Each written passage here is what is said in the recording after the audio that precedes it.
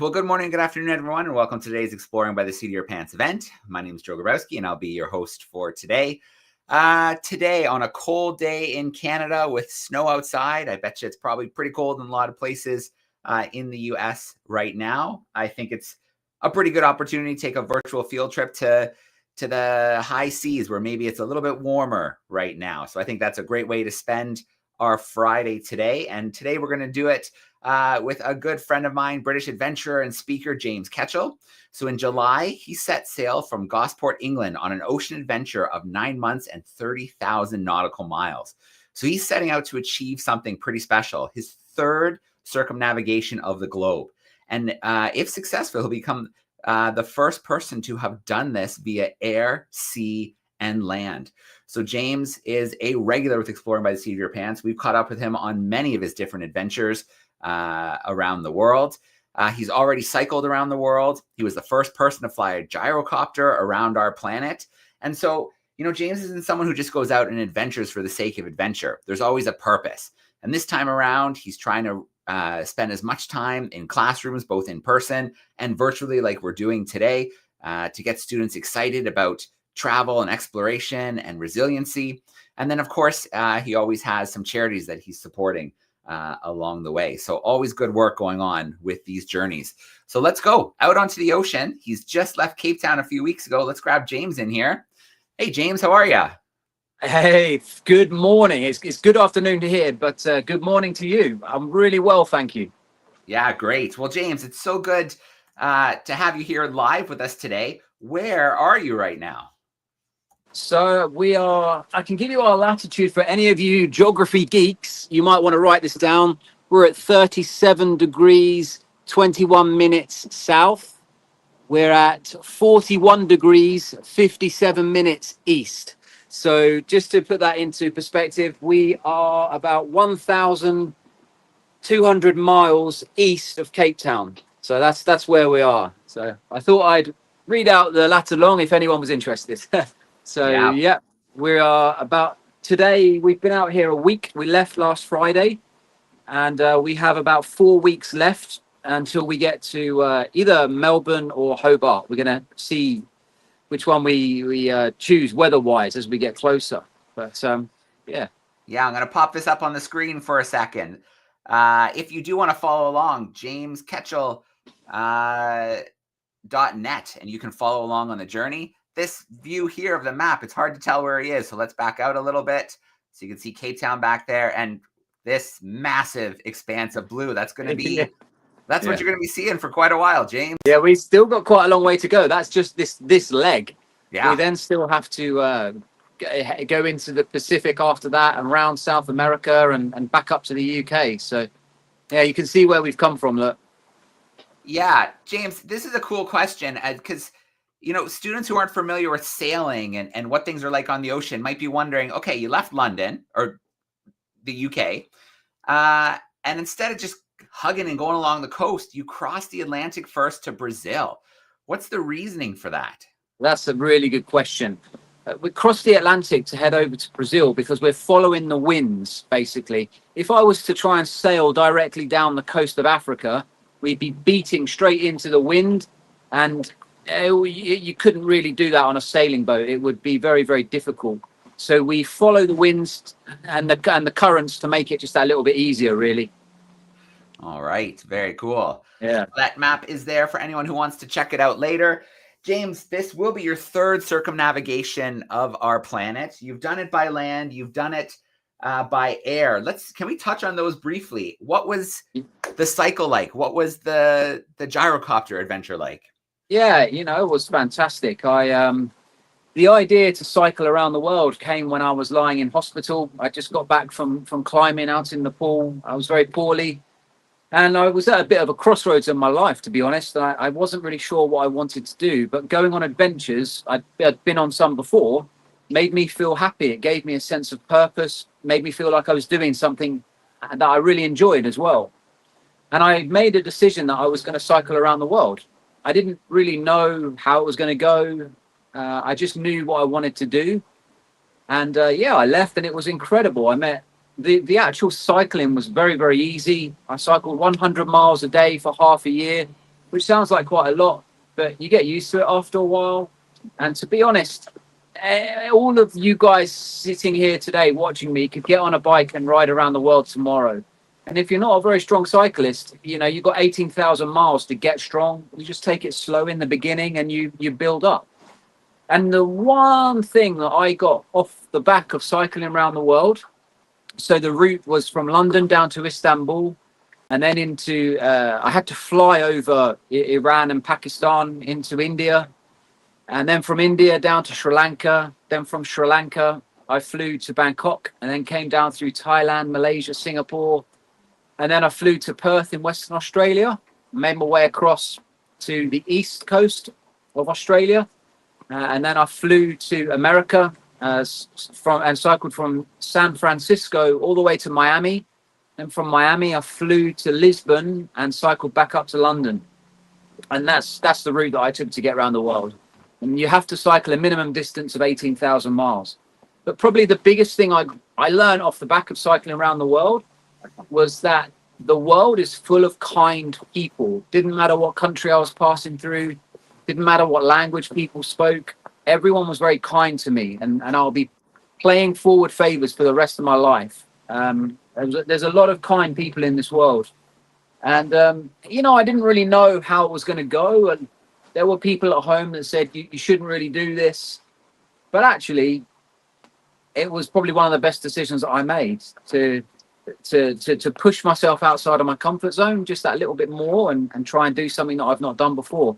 And I would cycle around the world again if I had the spare time. It was absolutely amazing. So that was that. And then, yeah, the flight around the world. Well, that was a slightly different project. Again, I met a lot of incredible people.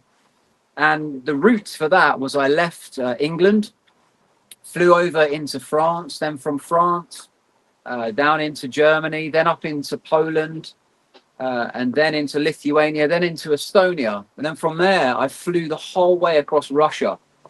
And then after Russia, people don't realize that America is like 40 miles away. Separates the Bering Straits, separate Alaska and Russia.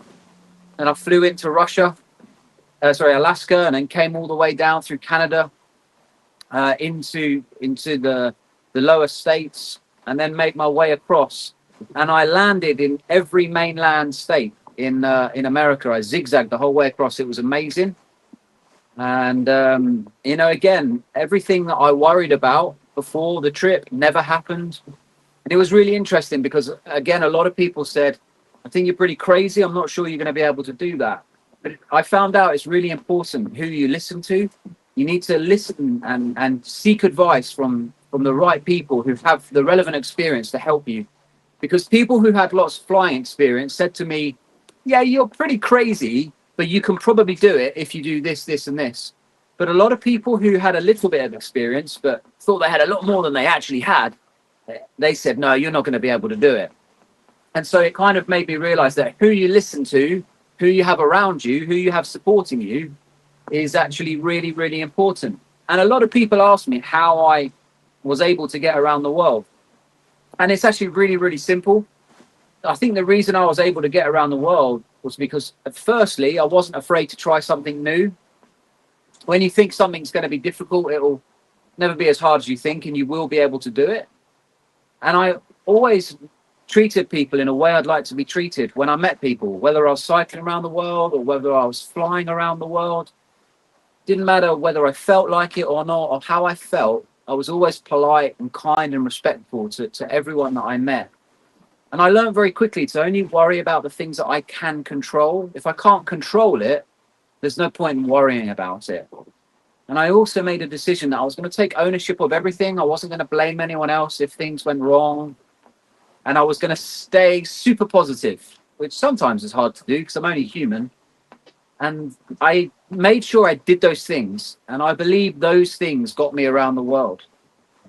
And when I got back from that, I realized that there was no human being on the planet who circumnavigated the globe by air, sea, and land. And this is kind of what I like doing. So I decided that I was going to sail around the world. But this has been a very, very tough project. I've had to get a lot of money together. I've had to learn a lot Even now, I sometimes feel like I've bitten off more than I can chew. I'm slightly overwhelmed sometimes.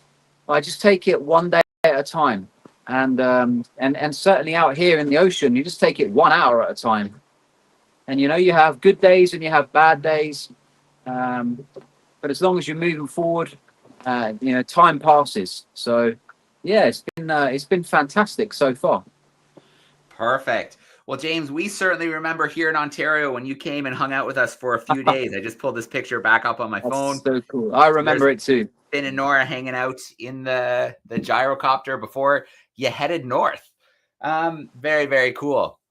Well, James, we're getting kind of a tantalizing glimpse of blue sky above your head. So I think shall I take you outside? Yeah, let's explore the boat a little bit, and then maybe tell us about the journey so far. Since you left the UK. Yeah, okay. First of all, guys, I'm not out here on my own. I'm out here with my friend, Daltrey, who's on this leg with me. Daltrey is from South Africa, from Cape Town, and he's sailing all the way to Brazil with me. So there's two of us here. Here's Daltrey. Hey, guys. Daltrey has his own project as well. He's sailing around the world non-stop in 2 years' time on his own. So this is easy for Daltrey. He's got a much bigger project coming up. So cool. There's two of us and we're working as a team. I'm going to take you outside. You're lucky, guys. The sun is out today. It was very grey and cloudy this morning. So let's have a look, shall we? I'm going to turn this round. There's the Starlink. So that's how I'm talking to you guys. And here's the tiller. This is how you steer the boat. The pilot's on at the moment. So we have an autopilot that steers the boat. And here we go. This is what the Indian Ocean looks like right now, where I'm at. We don't have a huge amount of wind, so we've got a full sail up, almost. We have a sail up at the front there. You'll see we got our solar panels here. And I tell you what, guys, I'll take you to the front of the boat. Daltrey, do you want to come up? Yeah, you want me to hold this? Yeah. Whoa. Just walk carefully, yeah? I don't want to drop it. So just hold it like that. All right. We're going to walk up to the bow, guys. We've got to do this carefully. Hopefully we don't drop it overboard.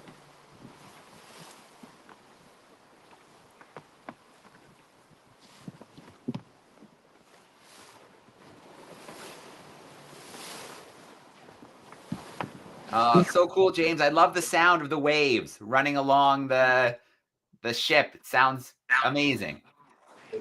Like that. Here we go. Be careful.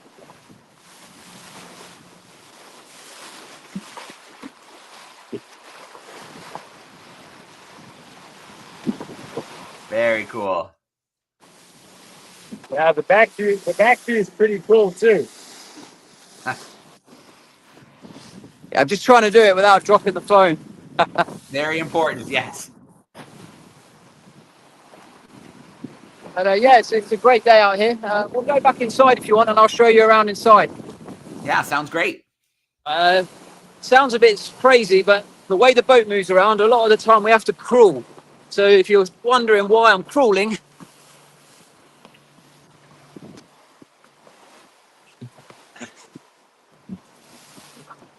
That's fun. Okay, we're going to go back inside. Perfect. If you want to check out more about what I'm doing, go to most.africa, www.most.africa. That'll give you a bit of background on what I'm up to. But here's James inside the boat. All right, very cool. Thank you. that's a very good position here. So we're at the chart table now. So this is my, we have a chart plotter up here. Then we have a computer here, which runs navigation software on it. And I can download weather to see what's coming and where we should sail. Up here, we have a battery monitoring system. It tells us what our batteries are doing, how much solar power is coming in from the sun. We have 3 ways to charge the batteries on the boat. We can charge from the solar. We also have something called a hydro generator, which is like a propeller that we lower into the water. And as it turns, from the water turning over it, as it spins, it produces electricity. It's effectively just a dynamo. And if we wanted to, we could run the engine in here to charge the batteries as well. So we have 3 ways to charge the batteries. But the engine really is, we don't use the engine for actually propulsion out here, as this is a sailing boat. Let's have a look. I'll show you the jet boil cooker. So this is, you see the little gimbal here? That's the kitchen. That's the whole kitchen. That's the kitchen, guys. So we just boil up water where we sleep. You see there's a beanbag here. And there's some stuff over here. And you can see the writing on the roof. Everyone who's come into the boat, they get to leave a message. So they get to write a message on the boat. You can see it all behind me, look. So everyone who comes in here gets to sign it if they want to. So yeah, it's this is called a Class 40. It's an offshore racing boat. This one's quite old now. It was made in 2008. But the reason why I have this boat is this is a good boat to go around the world. It's a solid boat. It's built to be where we are, and it's built to go into big seas with high winds. So it should, in theory, look after us. So yeah. All right. Well, James, I know there's way too much to talk about right now, but before we switch to Q&A action, can you give us a highlight or two from the journey so far? There's no way we can pack it all in now, but maybe you've got a highlight or two, a story or two. Yeah, absolutely. I mean, the wildlife has been incredible. Coming down here, the dolphins that I've seen swimming along, jumping up and making loads of noise. The wildlife has been incredible. And if actually yesterday we had these huge albatrosses, which have huge wingspans, soaring around the boat. They glide effortlessly. Really quite incredible. Some of the sunsets have been absolutely amazing. To be honest, there's so many different things. I'll end up talking for ages. All right, perfect. Well, let's get into that Q&A action. James, the first question I have, this is actually perfect. This is a class in New York who joined us when you and I connected before the first launch, because there was an attempt to sail earlier, but then there was some boat issues. So they're wondering, how challenging was it to get the boat repaired before? Yeah. For anyone who was not aware of that, this is my kind of second attempt to go around the world via water. Because as you know, I left last year and I had a problem with the engine, and effectively I had to postpone it and delay it. So yeah, we got the issue sorted, and I'm sitting on a new engine now. So the problem that we had has been sorted out. And, look, sometimes if the first attempt doesn't work, you have to try again. So that's what we're on. All right, perfect. Okay, you've got a question here. We saw some of the boat. No one saw a bathroom. So they're wondering how you go to the bathroom on the boat. Okay. We'll come back to that question in a minute, because Daltrey is just going to get the bathroom. So I'm going to show you. Not literally, but I'm going to show you. Yeah, perfect.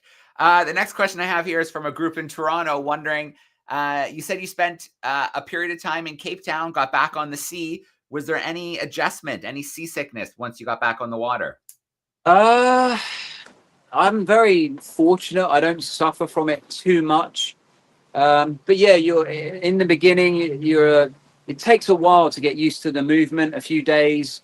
In the beginning, I don't have much appetite. I'm a little bit slow getting going. So it takes most people a few days to get into the rhythm, and it did for me as well.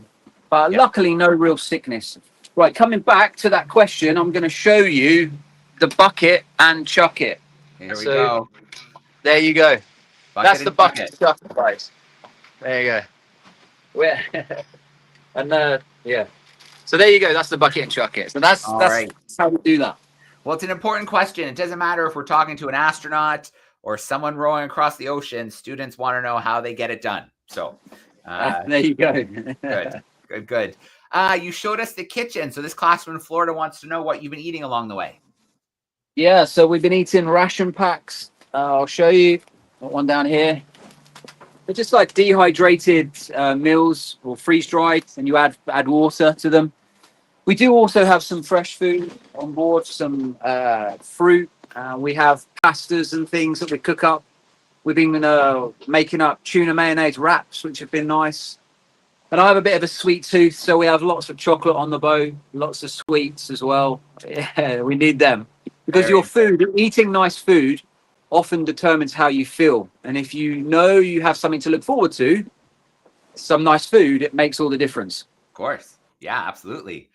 So, James, we have in North Carolina a homeschool group who wanted to jump on a camera spot today. So they've been doing quite a bit of traveling with us lately. Yesterday, they were with us in Oman when we were talking to someone who's kayaking the entire length of Oman. So now they're on a different sea journey, hanging out with you today. So I bet you they have a question or two. So I want to bring them in here. Please do. Hi, Hey, how are we doing? Hey, guys. How's it going?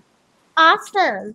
Okay, so I have a couple questions. My first question is, where did you learn how to sail? Where did I learn how to sail? Well, I learned how to sail back in England, and I found people who have lots of sailing experience, and I asked them if they would teach me how to sail. I also went on some sailing courses, but the boat I have is very specific. It's like a race. It's like a racing boat, so it takes a little bit more practice and a little bit more knowledge to sail this boat.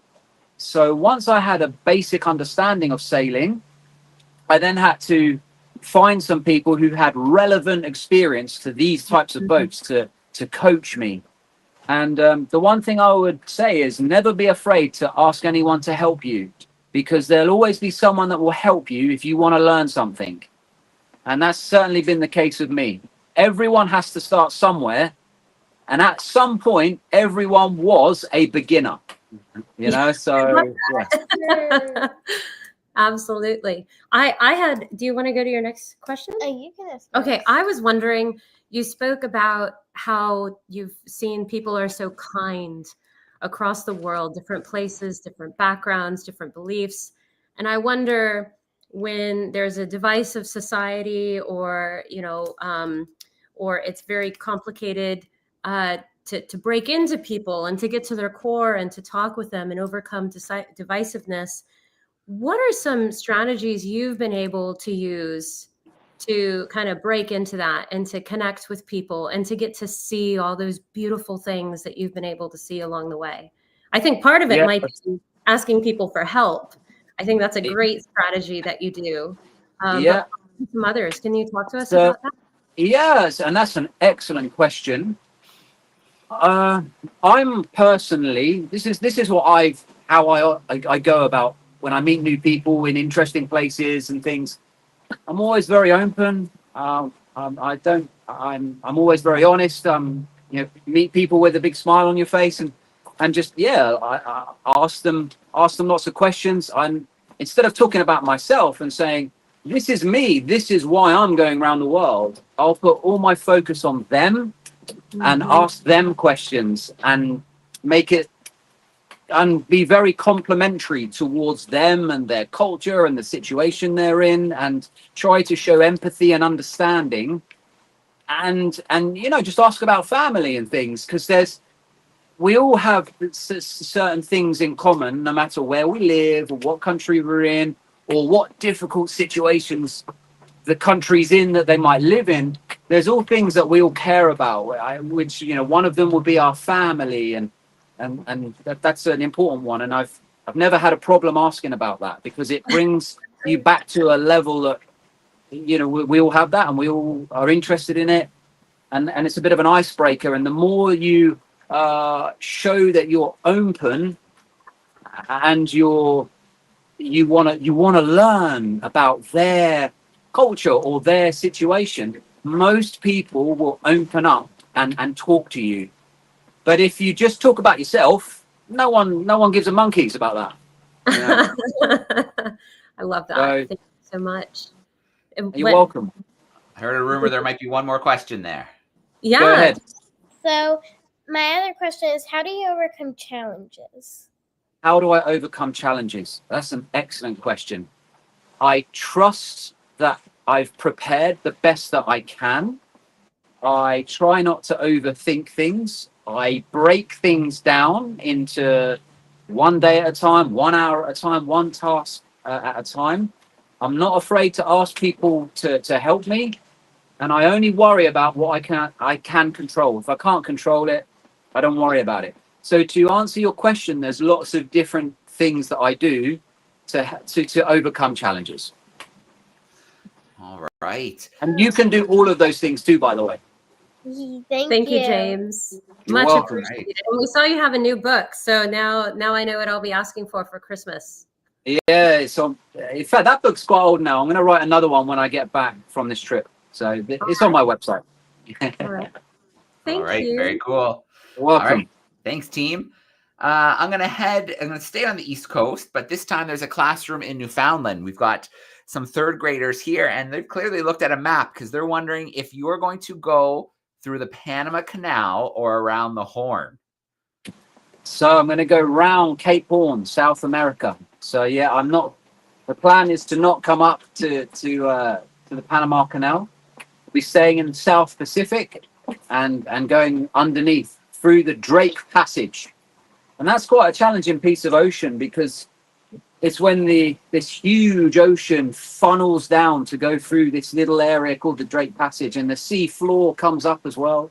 So it's not very deep there. So the seas pick up, and it's known for being challenging. But the best time of year to be there, going round it, is February, middle of February. So we're working everything to that window. So we hope to be round Cape Horn around the middle of February time frame. And that will put us in the best position to safely get around it. Fingers crossed. All right. Before I forget, I had some pictures queued up here. I just wanted to share just for classrooms so they can see what the boat looks like in its entirety. So we got a view from on board, but I think it's important for classrooms to see just how much space you're working with here. So there's you hanging out on the back of the boat. And then I think I have one more picture here, a nice sun shot there.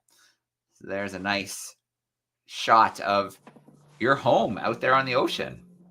That's it, yeah. Okay. James, I've got a question. This is back to our Florida classroom. They're wondering if you're supplementing the food on board with any fish. Are you doing any fishing? I'm an absolute rubbish fisherman. I've never managed to catch a fish ever. We have tried. We've trailed a line out the back, but we've not caught anything yet. So, but on the way down to Cape Town, I did have a line running out the back of the boat, and something big took the line and just ripped it off the back of the boat. I don't know what it was, but the line and it was all gone. It literally ripped it off the back of the boat. Yeah. So, all right. Yeah. Yeah. Well, the Darwin 200, that was that 2-year expedition. I don't think there were any world-class fishers, but that was their strategy. Just trail something off the boat. You never know what's going to happen. And a lot of times nothing, but sometimes they had some surprise good eating when something grabbed onto the back. Yeah, right. I mean, we have tried. So, yeah. But we'll probably continue to keep trying. Okay. I like this question. This is from some second graders wondering, do you ever have birds that come and sit on the boat and join you? Well, there's birds all the time. I'm just looking out to see if I can show you any. In fact, there's one that's just gone right past. But by the time I walk out there, it will have gone. Yeah. They don't usually sit on the boat, but they're quite inquisitive. They fly around the boat. When I rowed across the Atlantic a long time ago, I had a much smaller boat and was going a lot slower, and I had birds sit on the boat then. But we've not had a bird sit on the boat yet. That might happen though. Yeah. The same class is wondering about your free time. What do you do when you have a little bit of time to yourself? There's always something to do. You're either eating, sleeping, trimming the sails, putting more sails up, taking them down, fixing something. So one of the jobs I need to do once I get off this call is the water maker that we've got on the boat is not working correctly. So I need to change a part on that. And we had the main sail this morning. We had to bring it down because there was a problem with it, which we have fixed. So there is always something to do. But sometimes you do get downtime, so we read books. Tonight, we're going to watch a film. We've got a film that Dolce and I are going to sit and watch and just relax. Because sometimes there's lots to do, and other times it's quite quiet. So it's very up and down. And is there a watch? Like, does someone have to be up at all times? Or can you put it on autopilot. The boat's on autopilot all the time, but generally we have someone on watch 24/7. Yeah. Yeah, I remember from some of your past journeys on smaller vessels, ocean rowing boats, you've been watching out for big ships. Have you come across any big tankers, any big ships? Not in this section in the Indian Ocean, but previously coming down through the Atlantic, you're seeing them every few hours sometimes, and they can come very, very close. So yeah, but we have technology on the boat that enables us to see them ahead of time. Like it's like radar, really. Yeah. Okay. So, but actually, interesting fact here, because I'm a sailing boat, I have priority over the huge cargo ships. But in reality, I try and stay out their way. Yeah, that seems like a good policy. Yeah. Okay, going to Montreal this time. Weather. Have you had any extreme or rough weather since you left? Not really bad, but on this trip we've had stuff, 5-meter seas. We've had 35 knot. Yeah, we've had some quite big seas and big weather. But the boat's designed for it. It's built for it, and you start to get used to it. In the beginning, you're very much out of your comfort zone, but then you get. It's amazing what you can get used to after a while. What becomes the new normal. Yeah, for sure. Yeah, but we're lucky we haven't had anything too bad yet. But I'm sure we've got much bigger stuff coming. I'm certain of that. So, James, I have a couple classes who joined a little bit late, and they're wondering if they can see the ocean again. Can we get another outside view? Of course. You don't have to scramble to the front again, but let's just see some water. I'll make that big for the classrooms. Here we go.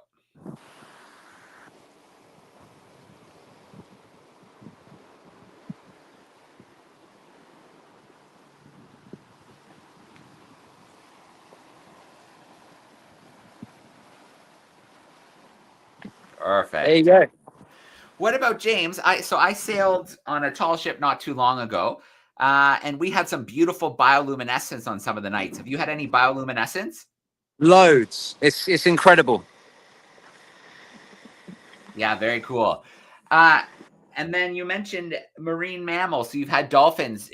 Do you throw up a big enough bow wave? Do they play in front of the boat sometimes? Oh, they do. They swim up alongside it, up around the bow. I've seen some whales as well. We've seen a lot. We've seen turtles as well, some big turtles. Yeah, the wildlife. There's lots of wildlife out here. Okay, very cool. So don't be shy with the chat. We've probably got a couple minutes left before we let James get to his day. Him and Daltrey. Sounds like he's got a water pump to fix as well. So lots going on the ship. Oh, here we go.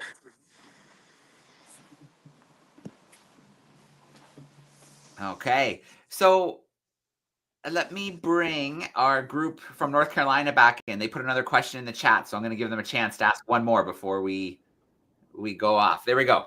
Okay. Hi. Okay, so we forgot. Sorry, but have you been to False Bay near Cape Town? We hear there are two orcas, a pair, who hang out together.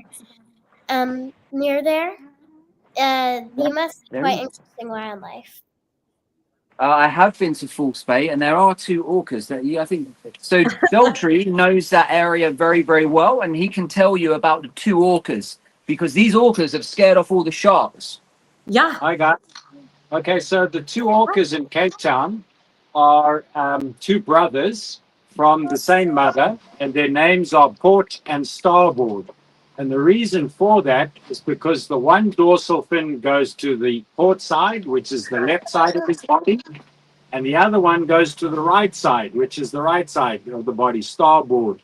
So that's, yeah, and they're kind of cute, but they're also super dangerous. They actually scared all the great white sharks. You think great white sharks are pretty scary? Well, orcas scared them away. Well, they like their livers, right? Is that what they're after? The liver? Yeah. In fact, we have researchers in Cape Town who have documented that these two orcas catch other sharks and pull them apart by their fins in order to get to the liver, and they eat the liver and then they don't eat the rest, and then they swim on. Wow. I've actually seen both these sharks myself whilst in the water, because I'm not only a sailor but also a surfer, and they happened to swim by when I was in the water, which I didn't remain in for very long. There you go. All right. Thank Very you. cool. Thanks for that update on the story. I was in Hans Bay and so hoping to see some great whites, but obviously the numbers have fallen. So we saw lots of bronze whalers, but no great whites. But what can you do? Predators. Yeah, exactly. They're out there, but there's not as many as there used to be, I'm told. Or they've gone somewhere else. Yeah. So that's an interesting thing, James. Fishing. I mean, we have a massive fishing fleet that can, I think, fish a planet 2 or 3 times our size. Are you seeing much fishing action out there? Big ships, small ships? There is a lot of fishing. A lot of Chinese vessels ship down here. They're huge. They're like factories on board. And they fish up the whole ocean and process it all on board. There's a lot of all that around Cape Town. But out here, we've not run into any fishing boats yet. Yeah. So, James, yesterday when we were talking to Mark in Oman, he's doing a little bit of science on his journey. One thing is a hydrophone along the entire journey to listen for ship noise as well as the marine mammals. Is there any science that you're doing on this journey? Absolutely. So we have something called an Argo float, which is a device that we're going to drop into the ocean in about a week's time. And it measures the salinity, it measures the pressure at different depths, measures the temperature at different depths. It stays out in the ocean for about 5 years. It collects data and it goes back to the National Oceanography Center. So if you were to Google Argo float program, you'll see it all there. So yeah, we're doing, it's a real privilege to be able to deploy one of these floats. I'm told they're worth over $100,000, and they've trusted me to deploy it. So hopefully it's a real honor to be able to do it. Yeah, that's great. So very cool. So not many vessels go down into the South Indian Ocean, so it's very remote here. There is no one around us for hundreds and hundreds and hundreds, soon to be thousands of miles. Wow. So yeah, it's a privilege to be here and be able to do it. All right. Thanks, North Carolina team. Great follow-up question. Thank you. Thank you so much, James. See you guys. You have a great day. And remember, the world is waiting for you. It's super. This is what it looks like at the Atlantic right now. Very stormy. Nice. Very stormy. So it's nice to see calm seas there. Brilliant. All right, guys. You have a great day. So, James, before we let you go, one more question is what is the timing? So, 9 months was what I said in the intro, but this group is wondering, do you think you're going to be able to stick to that? Are you still anticipating that's how long the journey is going to take? Yeah, hopefully, if we don't have any problems. The main thing is we have to have a very quick stop in Australia. We can't be there for any longer than a week maximum. Then we have to get going so we can make the window round Cape Horn, South America. After that, the timing is not so much of a problem anymore. But I'm hoping to be back home in the UK in May with a bit of luck. Fingers crossed. All right. Well, I'm going to share this link here on the screen for classrooms who want to follow along. So jamesketchell.net. Daltrey, was it Most Africa? Daltrey's website? Yeah. www.most, which stands for Metric Offshore Sailing Team .Africa. My boat is actually... the guys are going to be sailing my boat in the Cape to Rio race starting 27th of December. And then when James and I get to South America, I'll pick up my boat and sail it back to South Africa. And he's going to go on up back to the UK. That's the plan. Very cool. Well, 2 websites to follow along on the journey. Quick question from me, having just been in South Africa. Do you have any biltong or amarula on board? Anything to remind you of Cape Town? We do have biltong. We do have biltong on board, yeah. Excellent. We can't leave Cape Town and not have biltong. Yeah, very cool. All right. Well, thanks, guys. Enjoy this leg of the journey. Obviously, I hope you have a great holiday season on the ocean. Yeah. We'll be out here for Christmas on Christmas Day. So when you're all tucking into your Christmas dinner and opening the presents, we'll be still out here on this boat. We got a tinned ham to celebrate. Perfect. Something to look forward to. And yeah, the new year. We've got to connect in the new year and see how things have been going. Yeah. Oh, I just have to show you. I forgot. We have a Christmas tree on board the boat. Oh, cool. How can I forget this? Can you see it? There it is. Yeah, we have a little Very Christmas. cool. We can't not have a Christmas tree. Absolutely. All right. Well, good luck out there. Hope it's nice sunny days like we're seeing right now for the foreseeable future. So do I. I hope it is as well. Yeah. Enjoy yourself. James, great to see you. Daltrey, great to meet you. And we'll catch up in the new year. Yes. All right, guys. You have a great, good one. Thanks. Thanks, guys. See ya. Bye.